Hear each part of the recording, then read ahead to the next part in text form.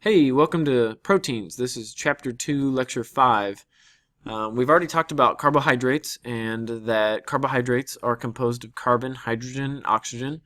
We've also talked about carbohydrates being a 1 to 2 to 1 ratio of carbon, hydrogen, and oxygen. We talked about all the monomers and polymers of carbohydrates, the specific examples. Remember, the monomer is monosaccharide and the polymer is polysaccharide. Both monomer and polymer are continued into lipids. Now, lipids don't have a monomer per se, but they do have different types of lipids. Okay, remember we had triglycerides, which is a glycerol head with 3 fatty acid tails, and their function is to store energy long term. They can differentiate in the amount of unsaturation they have. Remember that saturated means that they're completely saturated with hydrogens and they have very few, if any, double bonds between the carbons. We also have unsaturated fats, which means they have more double bonds between the carbons and less hydrogen, meaning that they're going to be more fluid at room temp and are typically better for you. Okay. Then the other type of lipid is a phospholipid. Remember, the phospholipids are the building blocks of membranes and cell membranes. We also have proteins that are embedded in the membrane. We have cholesterol that are kind of holding all the membranes together. But triglycerides and phospholipids are two types of lipids. Both are important in their own capacities. Remember, structure dictates function. We've said that numerous times throughout this class already. And because triglycerides have 3 fatty acid tails, they are better at storing energy long term than a phospholipid, which only has 2 tails. Remember that energy is stored in the tails, and so it would make sense that a lipid with 3 tails has more energy storing capabilities than a lipid with 2 tails. Phospholipids are a phosphate head with 2 fatty acid tails, meaning, and if you remember that the phosphate head is polar, and so it interacts well with water, and the tails are nonpolar, which means they don't interact well with water. And that amphipathic nature, and amphipathic is a term used to describe a molecule that has both polar and nonpolar regions. That amphipathic nature allows for a membrane to form between 2 layers of lipids. Remember, the heads of the lipids are out and the tails are oriented towards each other, and that helps to create that famous bilayer that surrounds every membrane or surrounds every cell within any nucleic or in any multicellular organism, okay, or any eukaryotic cell. So let's get into proteins. Proteins have a monomer. The monomer is called amino acids, and so just like any other organic molecule, they have a monomer. And remember, monomer is the term used to describe a single subunit. Okay, some of the amino acids can be seen down here in this picture. Okay, this is an amino acid. This is an amino acid. The processes of dehydration synthesis and hydrolysis don't leave. That's going to be a process that we need to know and carry throughout this class. But the amino acids are the monomers. When you put amino acids together, you form a dipeptide or a polymer, which is a protein. Okay, you can have a dipeptide, which is a group of 2 peptides, or you could have a polypeptide, which, just like polysaccharide, means you have multiple, probably 3 or more peptides or amino acids to create that chain of amino acids. Okay, the basic structure of an amino acid, which is the monomer protein, is this. Okay, it's NH2 bonded to a CH2 bonded to a CO2H, and you're going to notice in a few slides, okay, probably the next slide, that all amino acids look identical except for this R group. And so if you think back to like your math classes when you have an equation that has X and X is the variable that you're usually solving for, X can be any range of numbers, right? X can be really anything that makes that equation equal. Or anything that solves that equation. Okay, and so everything within these amino acids are identical except for the R group. So the R group is the group that differentiates each amino acid. So one amino acid is different from a next amino acid solely based on its R group. And there are 20 different amino acids, meaning there's 20 different R groups. every part of every amino acid is identical except for the R group. And so if there's 20 different amino acids, then you can deduce that there are 20 different R groups if the R group is the only thing keeping that amino acid different. The amino acid type, sequence, and quantity determines the protein type. And remember, proteins have a whole slew of things that a whole slew of functions in your body. I mean, proteins are the things that allow you to hear, and proteins are the things that allow you to taste, and proteins are the things that allow you to digest food, and proteins are the things that allow you to move. And so proteins really do differ in the type and the function. Okay, amino acid sequence is the building blocks of a specific protein type. And there are 20 different amino acids, and so you can think about this like words and letters. Okay, think of it like 20 different letters, and when you put those 20 different letters into a sequence, it produces specific words. Okay, and those specific words mean something in a specific sentence. And so by putting 20 different words together, you produce a different sentence, and those proteins have specific functions that allow them to work specific ways. Okay, so this bond that is formed between amino acids, and we also call amino acid peptide. Okay, so you're going to hear peptide used really interchangeably with amino acid. One amino acid is equivalent to one peptide, and within one peptide you have a group on the right here, which is the COOH group. That is our carboxyl group. And the amino group is this NH2 group. Okay, amino group has the nitrogen, carboxyl group has the carbon, and then our R group is attached to our center carbon, which is kind of our foundation, if you will. But just like we link two amino acids together, or two monosaccharides together, we can link two amino acids together. If we take an OH from one and an H from another and we put those together, it produces water. And because we just took this hydrogen and OH away, we have bonded, if I can draw in a line here, we bond this nitrogen with this carbon and produce that bond. Okay, so if we take this H away and this OH away, we can create this bond which you see here. Okay, and the bond that we made is called a peptide bond because it's a bond between two peptides. All right. A peptide bond is just a fancy type of covalent bond. So we've talked about ionic and covalent bonds. This peptide bond is a specific covalent bond between two peptides. Okay. Again, that's dehydration synthesis because we had to remove water, dehydrate our two molecules in order to link them together or synthesize a bigger one. Okay, and then the opposite could take place. If we wanted to take this dipeptide and break it in two, we would have to add our water back in. And if we add our water back in, our OH group is going to attach back to our carbon, and our H is going to attach back to our nitrogen.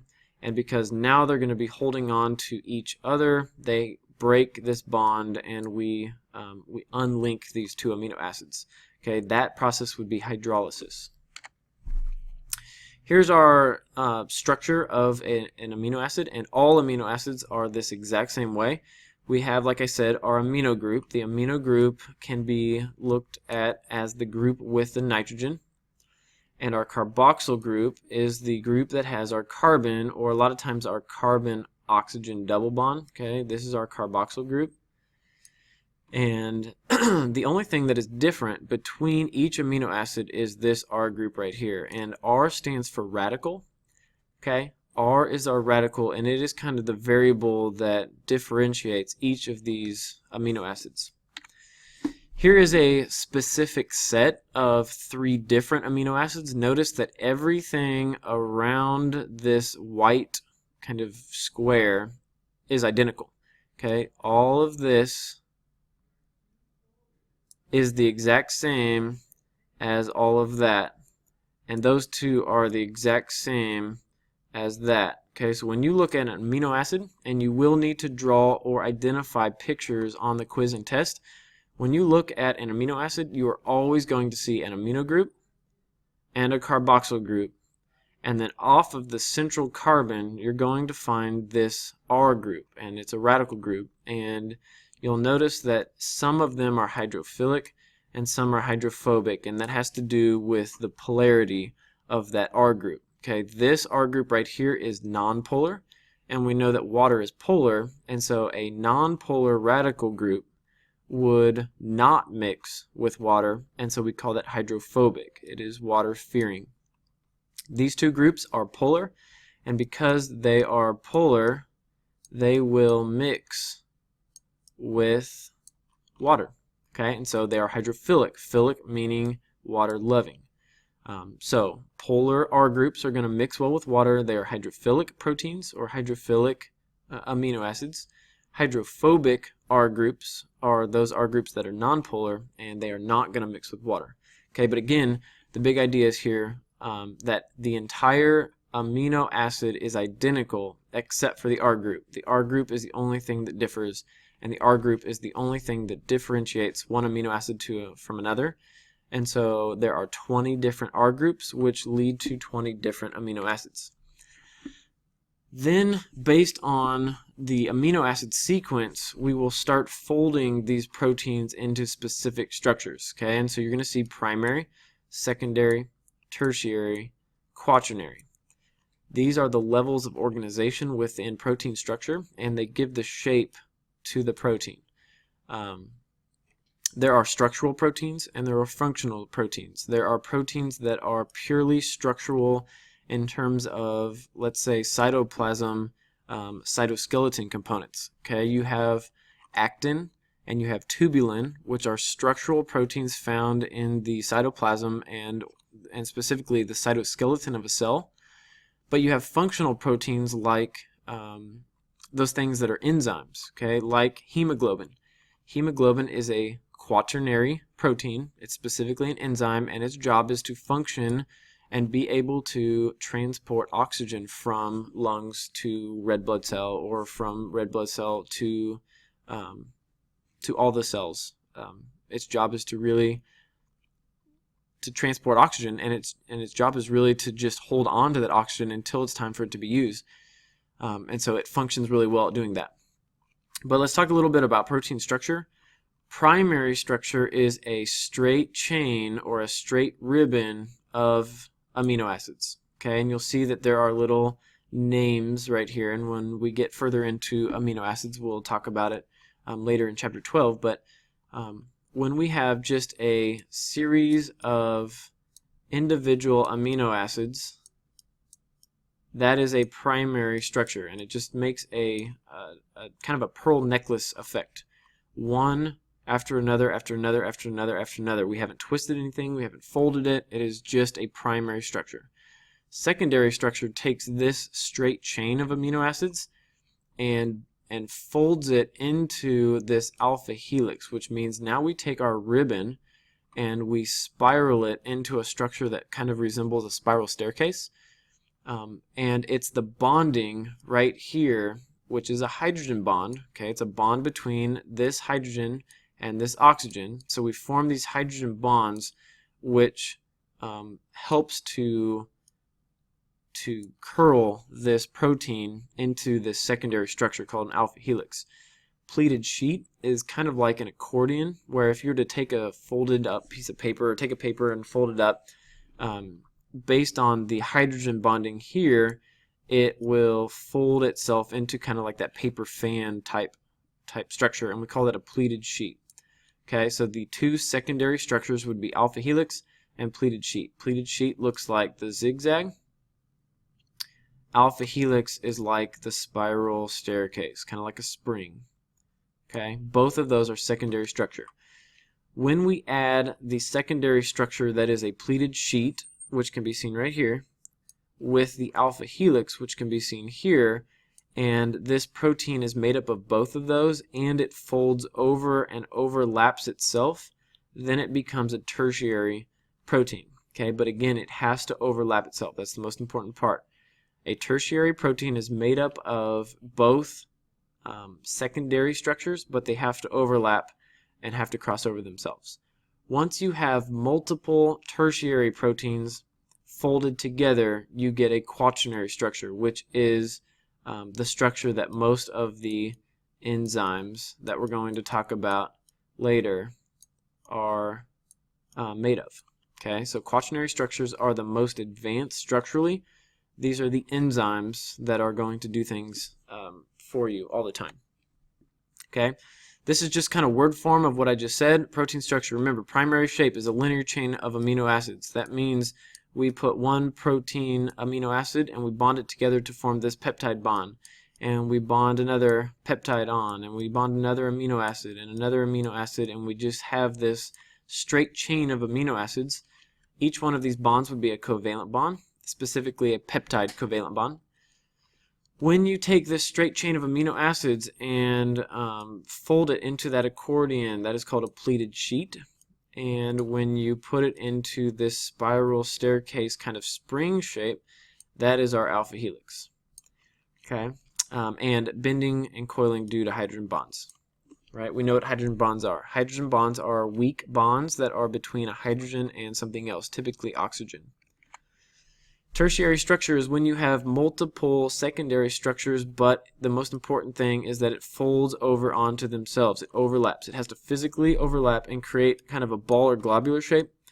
And again, that's hydrogen bonds that are in charge of creating these hydrophilic and hydrophobic zones. And that provides the shape of that tertiary protein.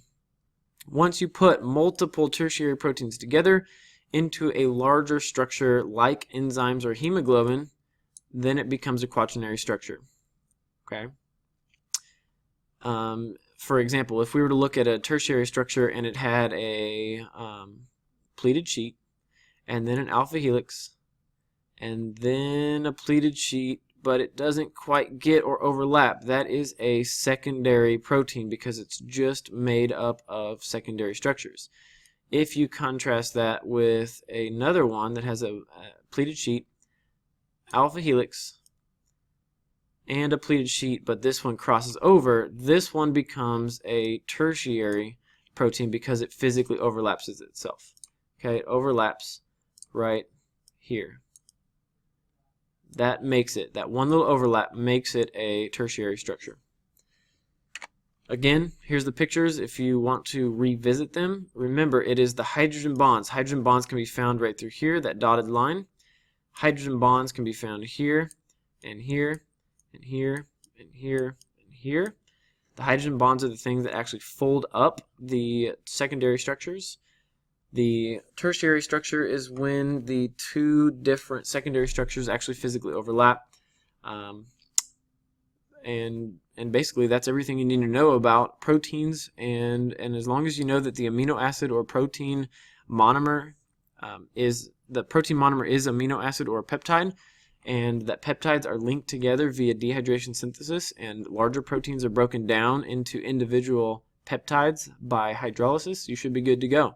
Okay, make sure you know primary, secondary, tertiary, quaternary structure. Mr. P, see ya.